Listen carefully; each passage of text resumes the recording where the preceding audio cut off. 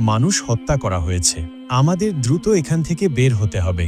তার কণ্ঠে ছিল সতর্কতা, কিন্তু ভেতরে লুকানো ছিল ভয়।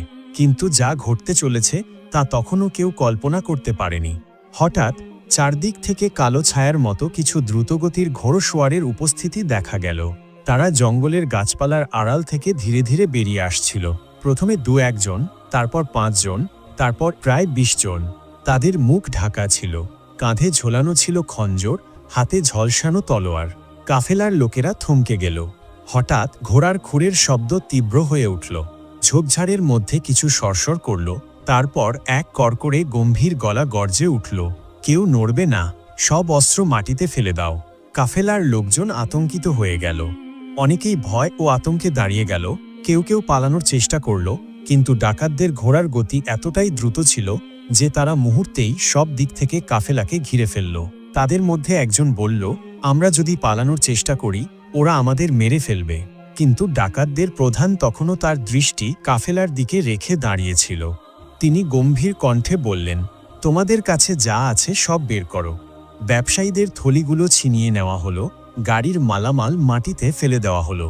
এরপর এক লম্বা চওড়া রক্তলাল চোখের ডাকাত এগিয়ে এলো হযরত আব্দুল কাদের জিলানী রহমাতুল্লাহ আলাইহির দিকে। তার হাতে এক তীক্ষ্ণ খঞ্জর ছিল।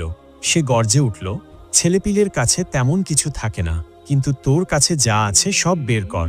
হযরত আব্দুল কাদের জিলানী রহমাতুল্লাহ আলাইহি একটুও ভয় পেলেন না। নিঃসংকোচে বললেন, আমার মা 40 আশরাফি আমার কুর্তার ভেতর সেলাই করে দিয়েছেন। ডাকাত হতভম্ব হয়ে গেল। তারা বলল, কেউ এত সত্য কথা বলে, বিশেষ করে যখন ডাকাতের সামনে দাঁড়িয়ে থাকে। এরপর সে ছুটে গিয়ে তার সর্দারের কাছে সব ঘটনা বলল। ডাকাতদের নেতা এক ধূর্ত, কঠোর মানুষ ছিল। তার চোখে চতুরতা ও নিষ্ঠুরতার ছাপ স্পষ্ট ছিল। এই ঘটনা শোনার পর সে হযরত আব্দুল কাদের জিলানী রহমাতুল্লাহ আলাইহিকে তার সামনে ডেকে আনার জন্য বলল। ডাকাতরা সর্দার হুকুমে হযরত আব্দুল কাদের জিলানী রহমাতুল্লাহ আলাইহিকে ডেকে আনল এবং তাকে সর্দারের সামনে উপস্থিত করল। সর্দার হতভম্ব হয়ে বলল, বাচ্চা, তুই কি একটুও ভয় পেলি না? আমরা তোকে লুটে নিতে পারি, তাহলে সত্যি কথা বললি কেন? হযরত আব্দুল কাদের জিলানী রহমাতুল্লাহ আলাইহি মৃদু হেসে বললেন, আমার মা আমাকে কখনো মিথ্যা না বলতে শিখিয়েছেন, তাই আমি মিথ্যা বলতে পারি না। ডাকাত সর্দারের হৃদয়ে কাঁপন ধরে গেল।